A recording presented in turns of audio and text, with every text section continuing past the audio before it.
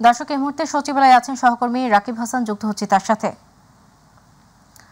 রাকিব, সচিবালয়ে সাংবাদিকদের প্রবেশ ও পাস ইস্যু নিয়ে কি খবর আছে আপনার কাছে, জানাবেন।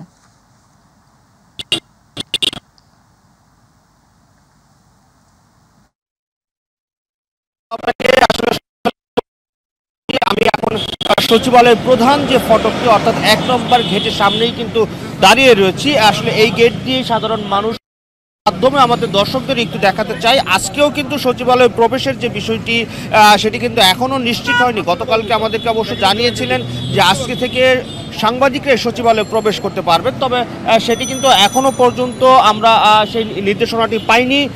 আমরা এই গেটের সামনেই দেখতে পাচ্ছেন যে আমাদের দর্শকদের যদি একটু দেখা অপেক্ষা করছেন, যদিও তাদের কাছে একটি তালিকা সরবরাহ করা হয়েছে। সেই তালিকা অনুযায়ী তারা সাংবাদিকদের প্রবেশের জন্য একটি অস্থায়ী প্রবেশ পাস দেওয়ার কথা। ভেতরের যে কাজগুলো রয়েছেন, যে তাদের আনুষ্ঠানিক দাপ্তরিক কাজগুলো রয়েছে, সেই কাজগুলোর কারণেই হয়তোবা প্রবেশ পাসটি এখনো পর্যন্ত সাংবাদিকদের কাছে এসে পৌঁছায়নি বা গেটে কোনো নির্দেশনা আসেনি। সে কারণে এখনো সাংবাদিকরা, গণমাধ্যম কর্মীরা এই সচিবালয়ের সামনেই কিন্তু অবস্থান করছেন। তবে তারা আমাদেরকে জানিয়েছেন যে অল্প কিছুক্ষণের মধ্যেই সেই প্রবেশ পাসটি, অস্থায়ী প্রবেশ পাসটি তারা গেটে পৌঁছে দেবেন এবং তারপরে হয়তো গণমাধ্যম কর্মীরা আজকেই এই সচিবালয়ে প্রবেশ করতে পারবেন।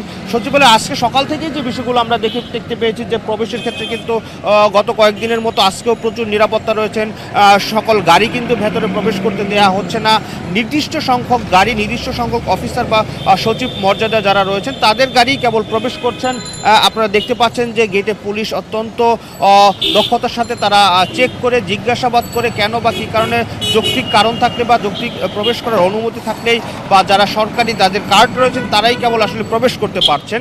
এছাড়া বাইরের আর কাউকেই আমরা আজকে প্রবেশ করতে দেখিনি, যদিও তারা বলছেন যে গত কয়েকদিনের তুলনায় আজকে কিছুটা শিথিল করা হয়েছে প্রবেশের ক্ষেত্রে, কিন্তু সেই বিষয়টি আমরা এখনও পর্যন্ত দেখিনি। তবে আমাদের কাছে যে নির্দেশনাগুলো আসছে বারবার, কিছুক্ষণ পরপর আমরা গণমাধ্যম কর্মীরা, গণমাধ্যমের নেতারা যারা রয়েছেন, যা সচিবালয় রিপোর্টার্স ফোরামের নেতৃবৃন্দ যারা রয়েছেন, তারা কিন্তু বারবার যোগাযোগ করে যাচ্ছেন এই সচিবালয়ের যারা এই প্রবেশ পাস দিবেন, অস্থায়ী প্রবেশ পাস স্বরাষ্ট্র মন্ত্রণালয়টি ইস্যু করবেন, সেই স্বরাষ্ট্র মন্ত্রণালয়ের সাথে বারবার কিন্তু যোগাযোগ করা হচ্ছেন। তারা বারবারই কিন্তু সেই আশ্বস্ত করে আসছেন। তবে আজকে আমরা জানি যে এই সচিবালয়ে যে অগ্নিকাণ্ডের ঘটনায় যে তদন্ত প্রতিবেদনটি আসলে আজকে প্রকাশ করার কথা, প্রাথমিক তদন্ত প্রতিবেদনটি দেওয়ার কথা রয়েছিল, গতকালকে দেওয়ার কথা ছিল, সেটি হয়তো বা আজকে তারা দিতে পারেন। সেই খবর আমরা পেয়েছি। সেই খবরটি যদি আমরা পেয়ে থাকি বা সেই তদন্ত প্রাথমিক প্রতিবেদন যদি আমাদের হাতে এসে পৌঁছে বা এখানে প্রবেশ করা হয়, তাহলে হয়তো বা আমাদের দর্শকদেরকে আপনার মাধ্যমে জানিয়ে দিতে পারবো যে অগ্নিকাণ্ডের প্রাথমিক কারণ কি, কেন বা অগ্নিকাণ্ড ঘটেছিল। তবে অগ্নিকাণ্ডে ক্ষয়ক্ষতির পরিমাণ কিন্তু এখনও জানা যায়নি, সেই বিষয়গুলো তদন্তনাধীন রয়েছেন।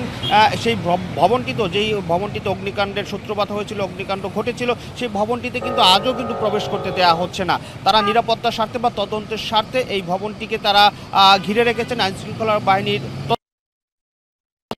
শেষেই তারপরে এই ভবনগুলোতে প্রবেশ করতে পারবেন এখানকার কর্মকর্তা কর্মচারী যারা রয়েছেন। আমরা যতটুকু জানতে পেরেছি যে এই ভবনের যারা যে দপ্তরগুলো রয়েছে, সেই দপ্তরগুলো কিন্তু এরই মধ্যে অন্যত্র তারা অস্থায়ীভাবে তাদের অফিস কক্ষ তৈরি করে সেখানে তারা কাজ শুরু করেছেন। এখানের তদন্ত শেষ না হওয়া পর্যন্ত তারা হয়তো বা বাইরের কোনো ভবনটিতে বা অন্য কোনো কক্ষে গিয়ে তারা সেই কাজগুলো করছেন, সেই কাজগুলো করে যাবেন। তবে সেই প্রবেশের ক্ষেত্রে আবারও যদি বলি, এখনও পর্যন্ত আমাদের সুনির্দিষ্ট কোনো পাস এসে পৌঁছায়নি।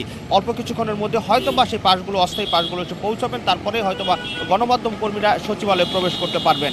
সৌদা। রাকিব, আপনাকে ধন্যবাদ।